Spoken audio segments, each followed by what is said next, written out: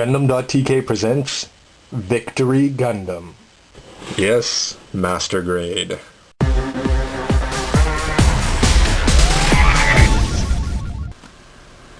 Before sealing the leg together, I just thought I'd give you a look at how good this inner frame is.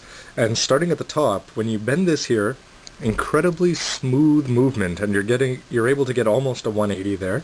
And everything down here is also going to move, and that's going to be used in part of the transformation. But you can see here that this part will pop out, and when it does, you can get this piece out here, and it swings all the way out, and you're able to slide this fin forward, and it locks into place. So this is something that Bandai put a lot of effort into building the legs, and I'm really impressed with how smooth everything works.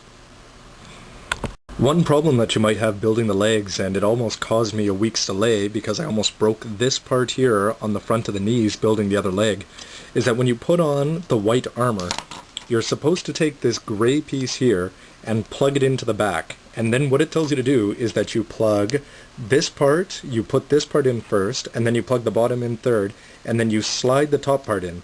And what that's supposed to do is, if you look here, you can see that there's two tiny pegs here that slide into this groove and then move around freely inside the knee. And the problem is I could never get that to line up properly, and what ended up happening was that this part just got bent back, pulling this forward. So now I have white discoloration on the other part.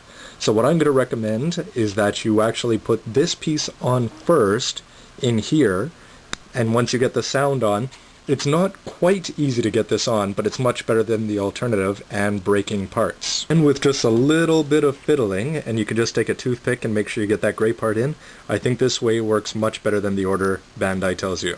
Although I have to fix that part. There we go.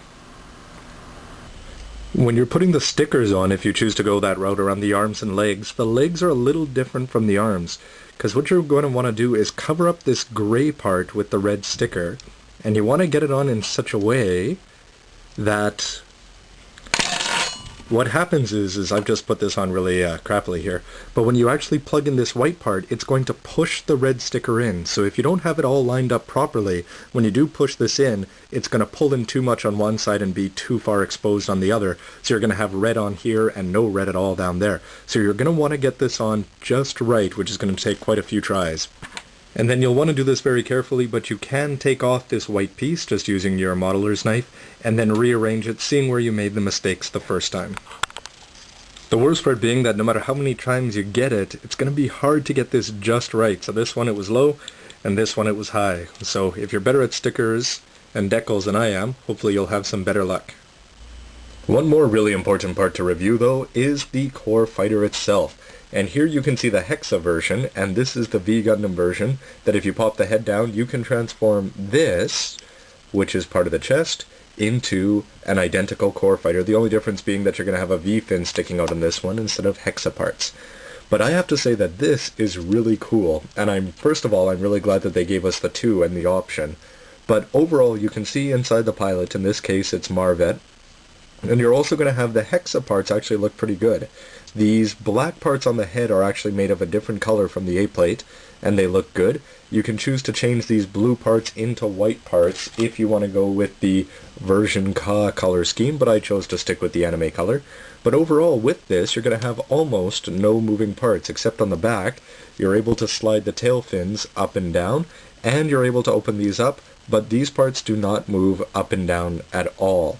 As for transforming this, it's a little bit tough, but because this piece, you're actually going to push it up and through, which is going to bring the head to pop up. But while this is locked into place, it's in there fairly solidly. But my only complaint really is that with the front, it's a little bit easy, as you can see here, to bring down this red, expose the red part, open up the hood, and everything just gets a little bit loose up there. But as long as you don't hold on to that, you'll have no problems. And as I mentioned, this is fantastic that they give you landing gear, and you just basically lock that into place there. Very light lock, so it can fall backwards sometimes while it's sitting on your shelf. But overall, the fact that they give it to you is great. So, Bandai full marks for 2 core fighters, and for how much fun you're going to have just with the playability of this.